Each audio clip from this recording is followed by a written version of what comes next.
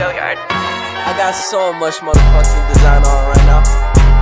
Break it down, bring it back, make it clap. I got 3 old thoughts, new guap, wear that thing, bitches on my line. Assalamualaikum warahmatullahi wabarakatuh. Saya Vira Pratika Junior Marwandi. Di video saya ini saya akan membahas pengelolaan sumber daya air dengan 2 isu permasalahan, apa saja yang menjadi permasalahan pengelolaan sumber daya air dan bagaimana cara menanggulangi pengelolaan sumber daya air. Pada tahun 2004, Indonesia sudah berhasil membuat Undang-Undang Nomor 7 Tahun 2004 tentang sumber daya air, yang merupakan perubahan yang sangat drastis dari Undang-Undang Nomor 11 Tahun 1974 tentang pengairan.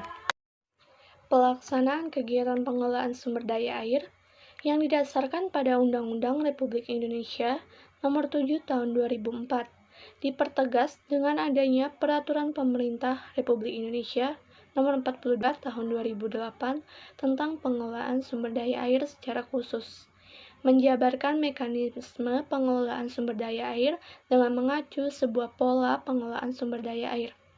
Sumber daya air merupakan air yang berguna atau potensial bagi manusia. Kegunaan air meliputi penggunaan di bidang pertanian, industri, rumah tangga, rekreasi, dan aktivitas lingkungan.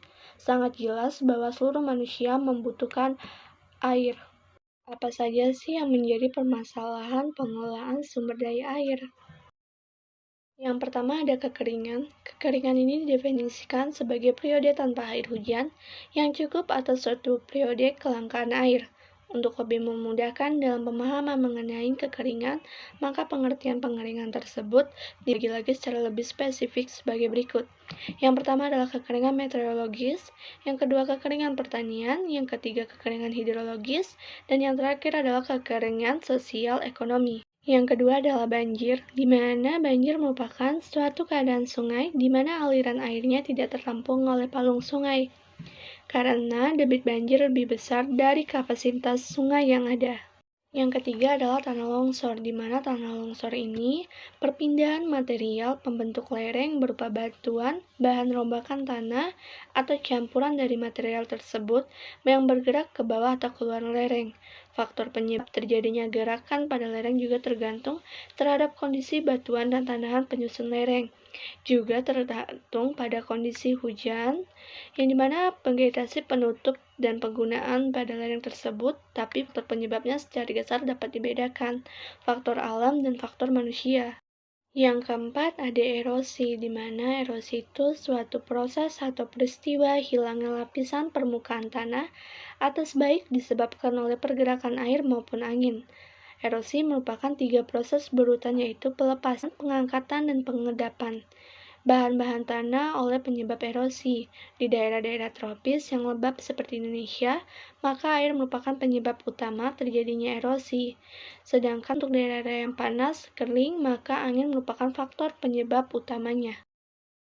Yang kelima ada pencemaran air, di mana pencemaran air suatu perubahan keadaan di suatu tempat, penampungan air seperti danau, sungai, lautan, dan air tanah akibat aktivitas manusia. Menurut PP Nomor 20 Tahun 1990, pencemaran air adalah masuknya atau dimasukkannya makhluk hidup, zat, energi, atau komponen lain ke dalam air oleh kegiatan manusia sehingga kualitas dari air tersebut turun hingga batas tertentu yang menyebabkan air tidak berguna lagi sesuai dengan peruntukannya. Yang keenam, konflik antar pengguna air, di mana konflik antar sumber daya air ini tidak terjadi hanya kering. Konflik air bahkan bisa juga merambah pada daerah basah. Secara umum, sektor sumber daya air di Indonesia menghadapi permasalahan jangka panjang terkait dengan pengelolaan dan tantangan investasi yang akan mempengaruhi pembangunan ekonomi negara dan menyebabkan berkurangnya keamanan pangan, kesehatan makanan, dan kerusakan lingkungan. Yang terakhir adalah permasalahan lingkungan sungai, di mana pencemaran sungai, kondisi masuknya berbagai zat maupun benda tak terurai yang mengakibatkan air terkontaminasi dan kehilangan fungsi. Selain dapat menjadi berbagai sumber penyakit, pencemaran air turut mengakibatkan banjir. Berikut 4 penyebabnya adalah yang pertama, limbah rumah tangga, limbah industri, limbah pertanian, dan permukaan di pinggir sungai. Tadi kita sudah membahas apa saja yang menjadi permasalahan pengelolaan sumber daya air, dan selanjutnya kita akan membahas bagaimana sih cara menanggulangi permasalahan pengelolaan sumber daya air. Penanganan konservasi air. Konservasi SDA merupakan upaya perlindungan dan pelestarian sumber daya air, pengawetan air, dan pengendalian pencemaran air, dengan tujuan untuk menjaga kelangsungan daya dukung, daya tampung, dan fungsi sumber air disesuaikan dengan undang-undang. Penanganan pendayagunaan sumber daya air. Pendayagunaan sumber daya air itu merupakan upaya penatagunaan, penyediaan, penggunaan, pengembangan, dan pengusahaan sumber daya air secara optimal, berhasil guna dan budaya guna.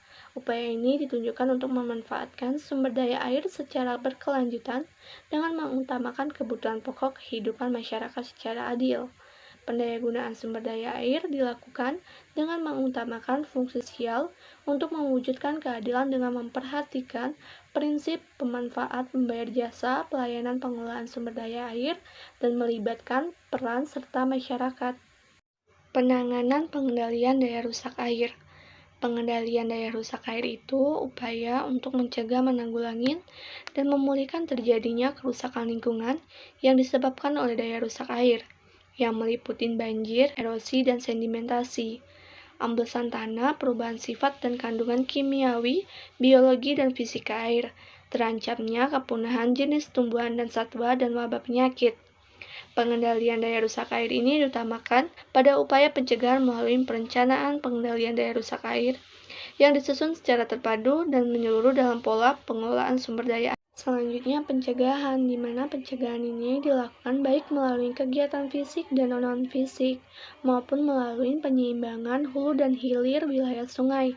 Pencegahan ini lebih diutamakan pada kegiatan non-fisik.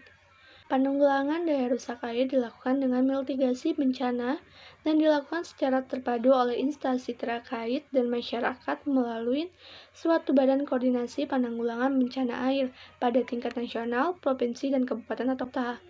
Pemulihan daya rusak air ini dilakukan dengan memulihkan kembali fungsi lingkungan hidup dan sistem prasarana sumber daya air. Hal ini menjadi tanggung jawab pemerintah daerah, pengelolaan sumber daya air, dan masyarakat. Sekian penjelasan saya tentang pengelolaan sumber daya air dengan dua isu permasalahan. Apabila saya ada salah kata, mohon maaf. Terima kasih. Wassalamualaikum warahmatullahi wabarakatuh.